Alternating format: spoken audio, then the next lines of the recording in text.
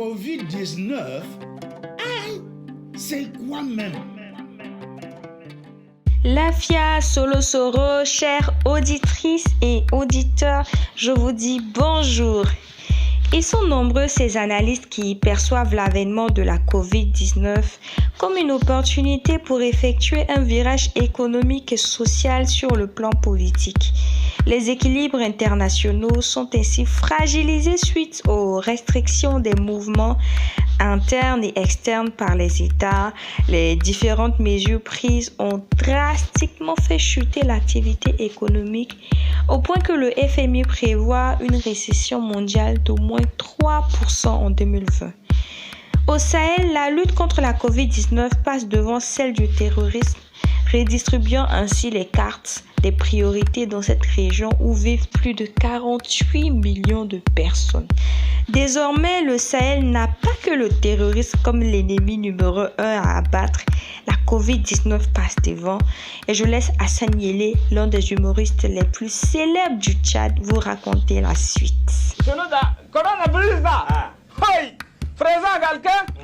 Dans cet extrait, Hassan Yele dit qu'au front, le président de la République nous a demandé de faire attention au coronavirus. Nous les soldats, nous nous lavons régulièrement les mains et portons tous nos turbans. Notre santé est normale. On sent bien le décalage entre les deux situations, entre lesquelles on aurait préféré ne pas choisir. Cette crise sanitaire sans précédent agit également comme un catalyseur des relations internationales. Frontières terrestres et aériennes sont fermées dans la grande majorité des pays et seulement les marchandises arrivent à circuler mais difficilement. Et c'est la dame couche d'ozone qui semble bien profiter du moment. Encore une fois de plus, c'est le Sahel, comme la plupart des pays pauvres, qui souffre des conséquences du fait de son enclavement, son insécurité et son aridité. Face à tout cela, les pays formant cette bande longue de 5500 km sont plus que jamais unis et plaident pour une annulation pure et simple de la dette du continent.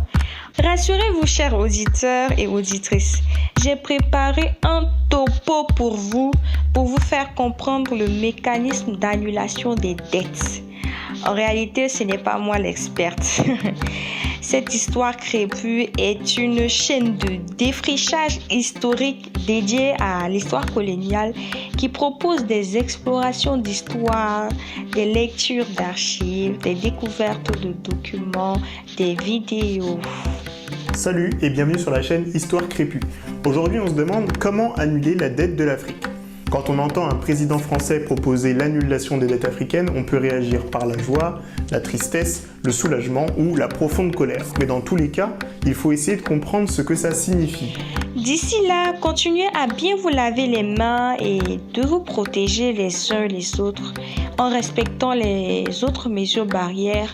Au revoir et à la semaine prochaine.